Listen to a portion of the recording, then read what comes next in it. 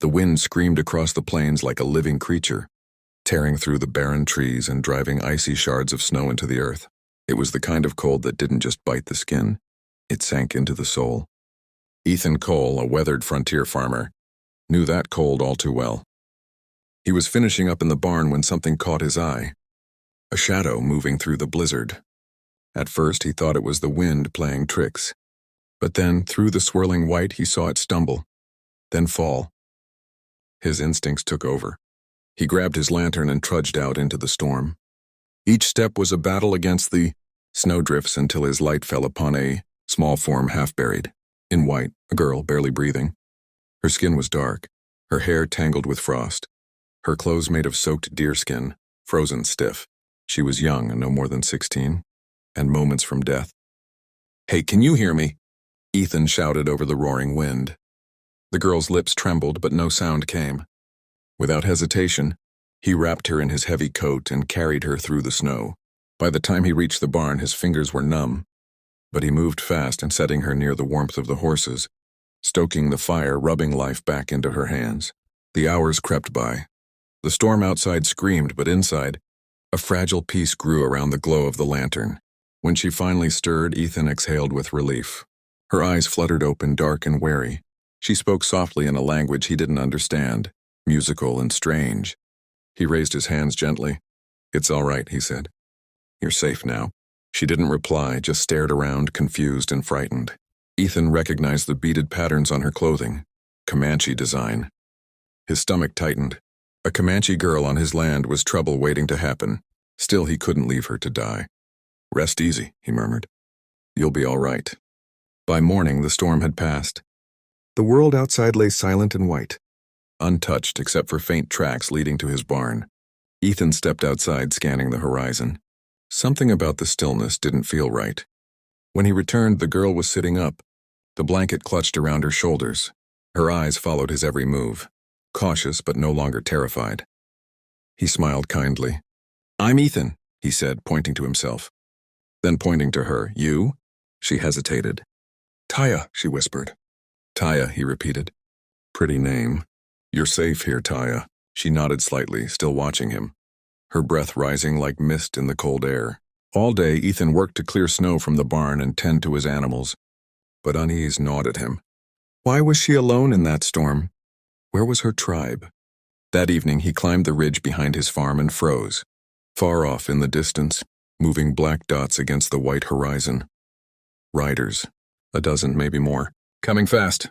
He ran back down to the barn. Taya looked up, alarmed at the sight of his face. She knew. She didn't need to see them, she could feel it. Her lips parted and she whispered a single word. "Father." Ethan's heart sank. The riders weren't strangers. They were her people. And her father was leading them. The warriors at dawn. By the time dawn broke, the Comanche war party had surrounded Ethan's land. The horses pawed at the snow, breath steaming in the cold air. The leader, a tall man wrapped in buffalo hide with feathers braided through his long black hair, sat motionless at the front. His gaze was sharp as flint. Ethan stepped out into the open yard, rifle in hand, but pointed low. "I mean no harm," he shouted. "She came to my land near dead from the cold. I only helped her." The chief didn't answer. His eyes never left Ethan. He barked something in Comanche, and 3 warriors dismounted, spreading out cautiously. Ethan could feel his heartbeat thudding in his ears. One wrong move and they'd shoot him where he stood. He glanced back toward the barn. "Taya," he called. "Come out. Let them see you're safe." The barn door creaked open, and Taya appeared, wrapped in Ethan's wool blanket, trembling but alive. When her father saw her, his hard expression faltered. She ran to him, speaking in their tongue, words tumbling fast and urgent. She pointed back toward Ethan, miming how he had carried her, how he had kept her alive through the night. Her father listened, his jaw tightening, his eyes flicking back toward the farmer. Ethan stood still, every muscle tense. "Wouldn't have left her to die," he said softly. "Ain't in me to do that." For a long moment, silence hung heavy between them. Then in broken English, the chief spoke. "You saved her?" Ethan nodded. She'd have been gone before sunrise if I hadn't found her." The chief looked down at his daughter again, saw the truth in her eyes. and slowly extended his arm toward Ethan, a gesture of peace. Ethan did the same, lowering his rifle completely. "You did good," the chief said in a thick accent. "Good heart." Ethan exhaled shakily, the tension in his shoulders easing at last. But not everyone was ready to let go. A younger warrior rode forward shouting angrily, pointing toward the barn, to Ethan's rifle, to the blanket on Taya's shoulders. His tone was full of accusation. Ethan's hand twitched, but he didn't move for his gun.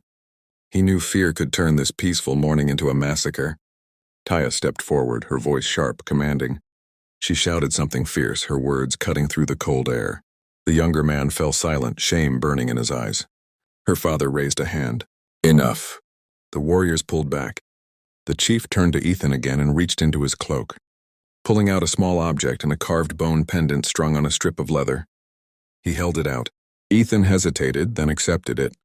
The chief's voice was quiet, almost solemn. "You helped my blood. I owe you my word." With that, he turned to Taya, said something softly, and together they mounted their horses. Ethan watched as the war party rode away across the snowy plains, their figures fading into the white horizon like ghosts. He stood in the silence that followed, the pendant heavy in his hand. Back inside the barn, the warmth felt different now, deeper somehow, alive with meaning. On the table beside his lantern, the small carved pendant seemed to glow faintly in the firelight. It wasn't just a token. It was trust. Something rare and sacred out here where men and tribes had shed too much blood. That night, Ethan sat by his fire, staring into the flames. Outside, the wind whispered through the eaves, gentler now, almost like a lullaby. He thought of the girl, of her bravery, of how she'd stood between her father's warriors and a man she barely knew, all because he'd chosen kindness. He smiled faintly to himself. "The world still got good in it," he murmured, "if you look hard enough." As the flames flickered and the storm clouds drifted away, the plains lay quiet once more. Somewhere beyond the horizon, Taya and her father rode beneath a cold, moonlit sky, perhaps speaking of the farmer who had saved her life. And though they came from different worlds, both knew the same truth now, that mercy is stronger than fear, and that sometimes one act of compassion can bridge the widest divide. The story of Ethan Cole and the freezing Comanche girl would echo in whispers across the frontier, a tale of courage, humanity, and the thin line between enemies and friends. If you felt the power of this story, the courage, the compassion, and the heart that beats even in the coldest storm, then don't just stop here. Subscribe to the channel for more cinematic, frontier tales that stir the soul and remind us what it means to be human. Every story we share brings light to the darkest nights, and your support keeps that fire burning.